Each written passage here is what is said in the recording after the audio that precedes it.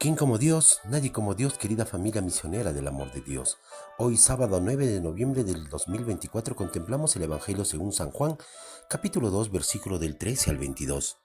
Se acercaba la Pascua de los judíos y Jesús subió a Jerusalén y encontró en el templo a los vendedores de bueyes, ovejas y palomas y a los cambistas sentados, y haciendo un azote de cordeles los echó a todos del templo, ovejas y bueyes, y a los cambistas les esparció las monedas y les volcó las mesas, y a los que vendían palomas les dijo: quitad esto de aquí, no convirtáis en un mercado la casa de mi Padre. Sus discípulos se acordaron de lo que está escrito: el celo de tu casa me devora.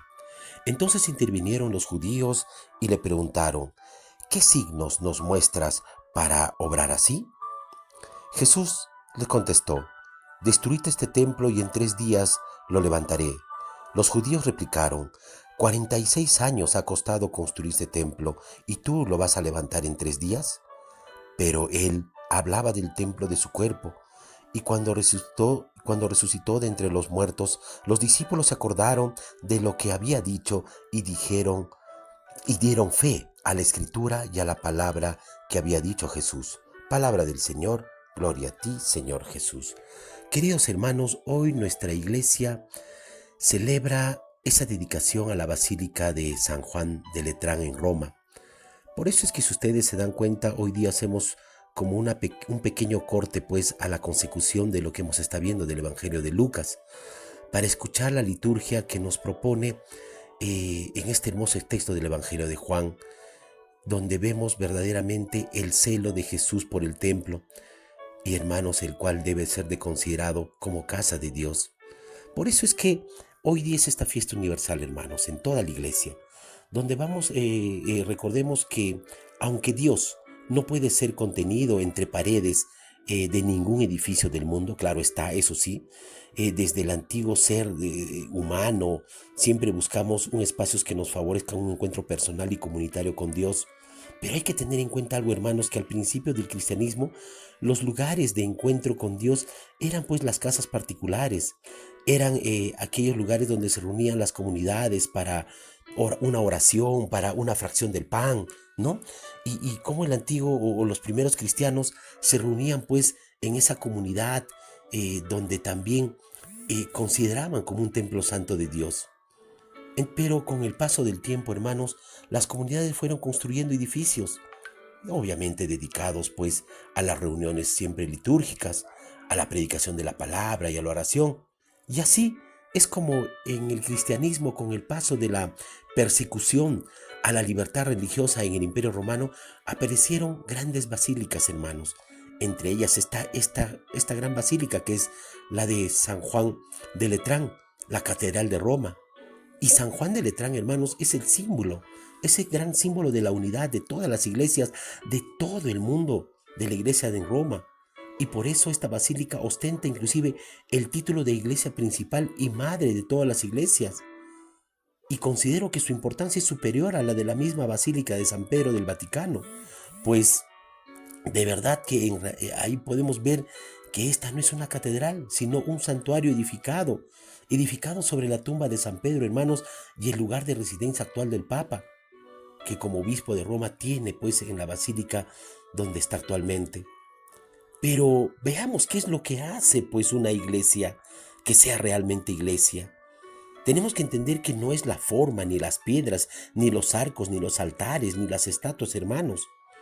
Una iglesia es iglesia porque en ella se reúne el pueblo creyente para escuchar la palabra, para compartir el pan de Eucaristía, para alabar y para dar gracias, hermanos. Gracias para sentir en toda su riqueza la fraternidad de los hijos e hijas de Dios. Amén. Iglesia, hermanos, es esa verdadera riqueza.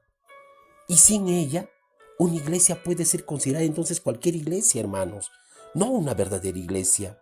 No es pues más que un montón de piedras o más o menos bonitas, que mejores acabados o mejores ventanas. No, no es eso.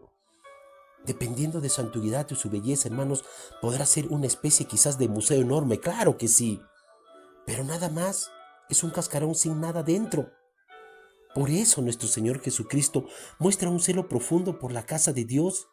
Y de alguna manera, hermanos, se nos invita también a través de esto para que nosotros amemos y cuidemos la casa de Dios. Amén. Actualmente vemos lamentablemente que muchos templos que son considerados como museos, pues hasta hacen pasarelas de modas. Y esto da pena, hermanos. El templo parroquial donde vivimos está la Eucaristía.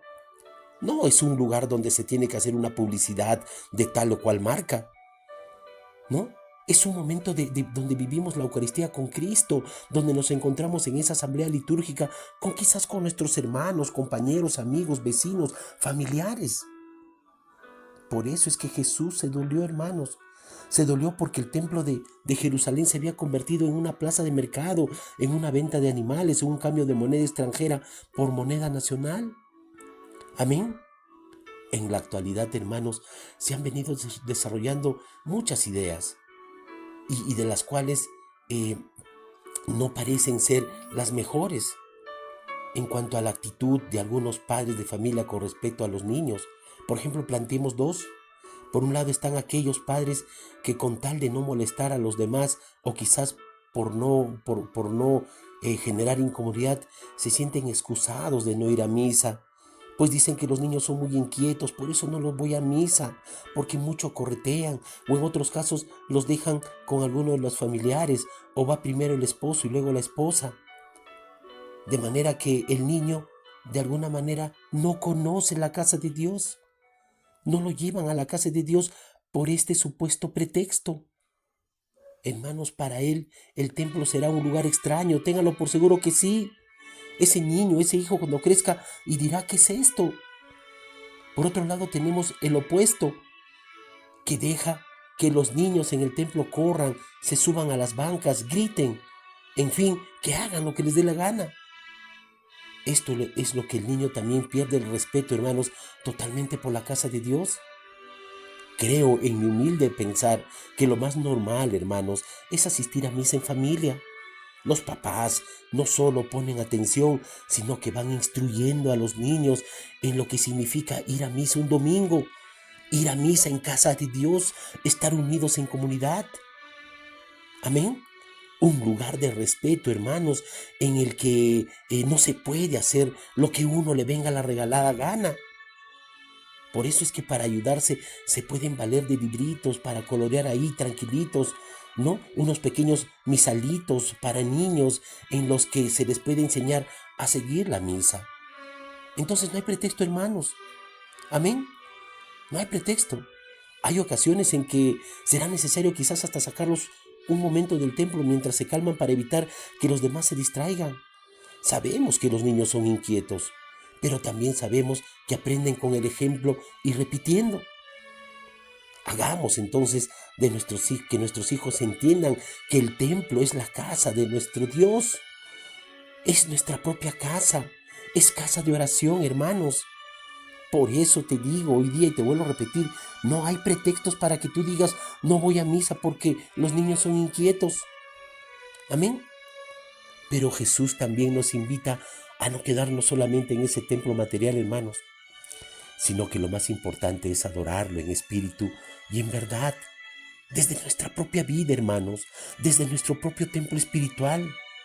Ese es el mayor homenaje que le podemos hacer a Dios, al margen de un templo de muros materiales, sino tenemos que llevar con una vida llevada, vivida ejemplarmente, que nuestro pensar, actuar y hablar tengan coherencia como Cristo lo fue. Amén. Tenemos que entender que el templo vivo es Jesús mismo y que nuestro cuerpo es el templo del Espíritu Santo, es la morada de Dios y por tanto, por ser esa gran morada de Dios que es nuestro cuerpo, no debemos de alguna manera de hacerle daño. Nuestro cuerpo no podemos mancillarla, no debemos de humillarla ni de dañarla. Porque nuestro cuerpo participa de dignidad, hermanos, de toda nuestra vida como hijos de Dios. Por eso es que cuando pienses o conozcas a alguien que va a vender su cuerpo, dile, no prostituyas tu cuerpo, que es casa de Dios. Cuando por ahí ves a una persona que tiene problemas con el alcoholismo o con la droga, dile, tu cuerpo es casa de Dios, no la intoxiques, tu organismo alcoholizándolo o drogándolo. Cuando ves a una persona o tú mismo te tatúas en la piel, tenlo por seguro que ese tatuaje está mancillando el cuerpo, que es la casa de Dios. Cuando te haces una cirugía estética sin necesidad, ojo, sin necesidad, no estás aceptando el paso del tiempo de tu cuerpo, que es la casa de Dios.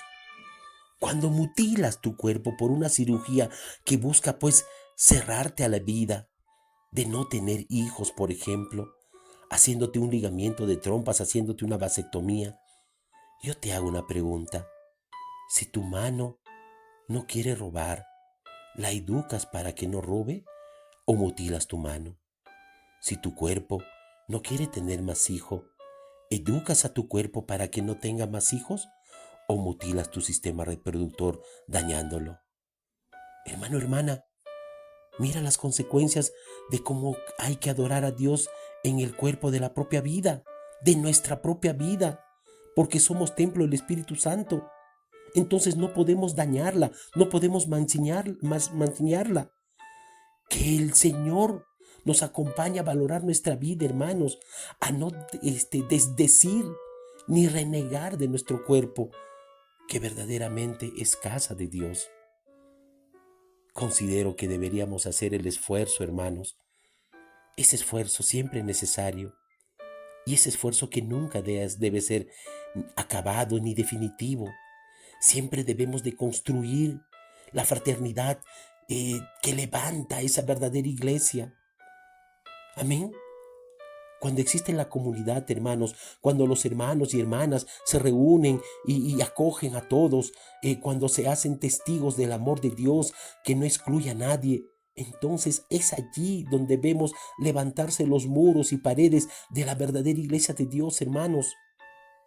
Que en ese momento descubrimos la verdadera belleza, la increíble belleza, gran belleza, capaz de romper los oídos y sobre todo la violencia que en estos momentos vivimos, y de unir a las personas con lazos de amor, de cariño, de fraternidad, donde ya no exista calumnias, intrigas, ni luchas, ni solamente egoísmos de crecer y sobre todo intereses personales y políticos. Porque las personas, hermano, hermana, son las piedras vivas que forman la iglesia de Jesús. Luego, esas personas necesitarán un lugar donde reunirse. Levantarán una iglesia. Querrán que sea, en la medida de sus posibilidades, un edificio bello, porque lo normal es que el edificio se exprese lo que es la verdadera comunidad. Entonces, hermano, hermana, no hay pretexto. No hay pretexto para que verdaderamente construyas esa casa de Dios, esa casa de oración en tu cuerpo, en tu hogar, en tu familia, en tu trabajo, donde estés. Señor, dame lo que me pides y pídeme lo que quieras. Amén.